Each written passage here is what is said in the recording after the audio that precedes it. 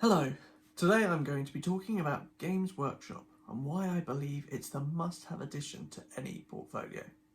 But before we begin, let's get the boring bits done first. Now, obviously I am not a financial professional. This is not financial advice.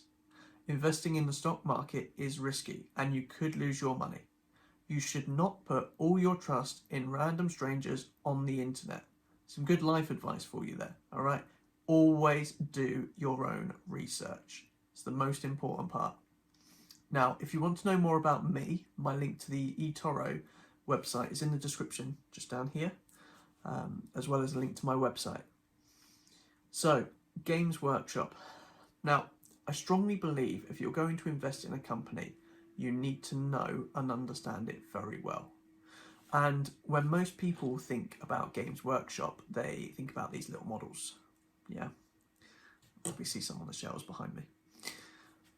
And if you ask any stock analyst, you can instantly know that they have no idea what they're talking about as soon as they say something along the lines of, yeah, well, they make these miniatures, because that isn't why Games Workshop makes money. On paper, it is. That's where their money comes from on paper. But it's not the reason that Games Workshop is successful. It's not the reason that Games Workshop makes money. There's loads of companies out there that make board games, that make fantasy miniatures even. Games Workshop even had the rights to make models for Lord of the Rings, well, they still do. And Lord of the Rings, the most famous fantasy story in the world. And yet, they've hardly made a dent in the sales compared to the rich universe that Games Workshop has created for its own fantasy genre. So what Games Workshop has created is two very rich and varied universes.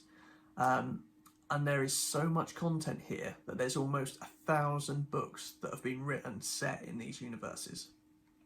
And when you compare the Warhammer universe, or universes rather, to the likes of Star Wars, Star Trek, and Marvel, you can actually start to see the potential for so much more. And maybe you're watching this and saying, Warhammer is nothing like the mainstream Hollywood blockbusters that you've just mentioned. Like, you're crazy. And at the moment, you are completely right. Because in the 70s and in the 80s, when all these universes were being created, Warhammer had its audiences in hobbyists who like board games. And this is where it was focused, and this is where it grew. And Marvel had comics, and the other two were on the screen, big screens. So for a long time now, Warhammer was the geeky cousin of the geeky family. And in the 90s, you could probably admit to liking Star Wars, but it was embarrassing to admit you liked Warhammer. But now, slowly, it is actually starting to creep out of the dungeon. And it's really widely being embraced. So the beauty of the Warhammer universes, compared to the others, is that it also has the tabletop game inside. And if done correctly, Games Workshop has the content and the stories to make some amazing box office smash hits. But it still has a lot more of a journey before it can actually be widely accepted and before that will actually happen. So sorry, a bit of a segue there, but I think you get the point of the potential with this brand and its IP. Let's take a little bit more about the more certain elements of the business. So first of all, its home market of the UK. It has a very strong high street presence, and it's got a network of its own shops and third-party sellers that it sells the hobby to new customers, while also ensuring that its existing customer base remains engaged.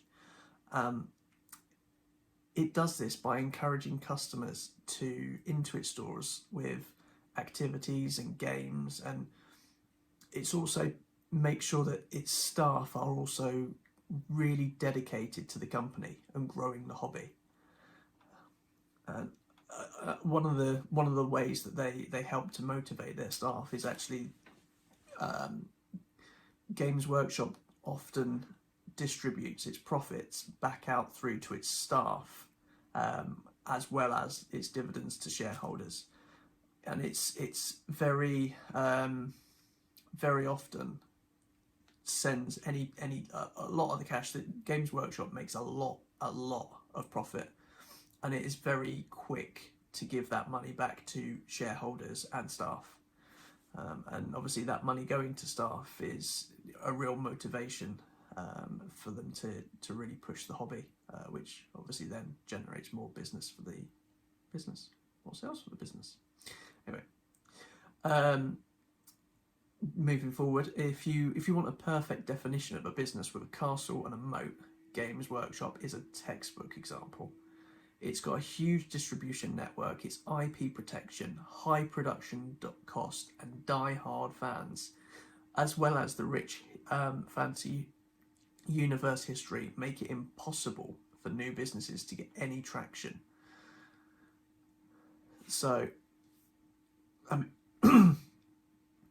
I don't think it's really possible at this stage for anybody to properly compete with Games Workshop. The amount of backstory that's been created, the whole history, it would be impossible to really duplicate that at this stage for a new business. And then the fact that it has such a huge die-hard fan base, again, you can't really take those customers away because they're already very much brought into the idea of the Warhammer universe. Now, the company is also very focused on the direct-to-consumer business model, which is proving very successful for a number of other businesses right now. It's seeing huge online growth while also pushing up profit margins, which is currently 64% margin in its online sales. The company is working very hard to engage with its customers online with Warhammer TV, and the Warhammer online community has seen a 50% growth in users over the last year. And those numbers were actually before the global pandemic, so I can only imagine what they would be now. They're also starting to properly leverage their IP in the computer games arena. So there's been a lot of bad games out in the past, and they were so bad that only real die-hard fans of the hobby would play them. And recently, I think this is mostly down to the new CEO, but the hobby has been allowed to expand and meet new audiences. And the joy of these new computer games are that they're not being played exclusively by Warhammer fans. A lot of people who knew nothing about the hobby are finding these games and being introduced into the universe. And there is a string of new games coming out in the future, but the most exciting of those is actually the third trilogy of the Total War series. This game has a huge online following, and it's been really, really successful for both Creative Assembly, who make the Total War series, and obviously Games Workshop. And what I'm personally seeing through this is a lot of fans are starting to play the game. They're finding the game through YouTube and other avenues, and then from there they're enjoying the universe and they're starting to buy into the universe. So they're buying the books, and from there they're buying the models, and then from there they're playing the game. So there's such, once Warhammer kind of gets its hooks, Games Workshop gets its hooks into a customer, there's so much for them to then give the customer and to really draw all that money out of every single customer. So obviously there's that. It's also helping with international expansion. The hobby is growing rapidly worldwide, with new stores even being opened in China, which is amazing. I was in Shenzhen this time last year, and there was a big Games Workshop store in one of the shopping centres there, which I thought was really cool. There is also plans for a TV show that's been in the pipeline for quite some time now, and I believe this is going to be very much a make or break for Games Workshop.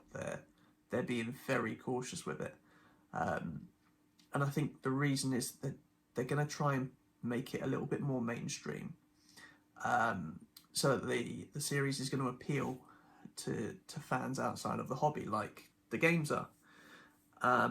And I think this will be really important for it to be a real commercial success, because to an extent they could make any load of rubbish, send it out, and they'd make money from it because the die-hard fans would buy it. But for it to be a real success, it needs to be good on its own. And if they can do that, it'll be, like I just said with the computer games, how it'll bring fans into the universe and bring them into Games Workshop for them to spend more money. So, and all of that I've just mentioned is obviously completely ignoring the base aspect of the hobby, which is constantly expanding and evolving with a lot of excitement around a completely refreshed version of the original Warhammer Old World currently being created. New games are constantly being added, updated, and all you've got to do is look at the accounts, and you can see that bottom line from all the games constantly being increased at the moment. So really great news as far as the company's concerned there. Obviously there are risks associated with pushing the hobby mainstream, and because it could alienate the existing fan base. The huge growth that the company has seen over the past few years could also start to slow, which could seriously impact the share price because it's already factored in some significant growth. So obviously there is, to an extent, a fear that if the hobby growth slowed down, even just for say a year, it could cause a big drop in the share price. And then obviously if the growth then picked back up again, the share price would go back up. But obviously causing that dip can cause a lot of panic and panic selling. So where does that leave Games Workshop? Well, I'm sure you can tell I'm very excited about the future of this company. I can see a lot of potential revenue streams, new markets, and expanding its existing customer base through the international expansions and increased offerings. All this is going to happen over a number of years. I am confident that this company is going to continue to grow significantly for the foreseeable future. Its current market cap is £2.7 billion. To me, it is still a good price, and I can easily see this company being worth at least £5 billion in the next couple of years. So there you have it. That's my opinion. What do you think? Am I completely mad? Do you think that a Stormtrooper is better than a Space Marine? Leave your comments below. Let me know. Goodbye.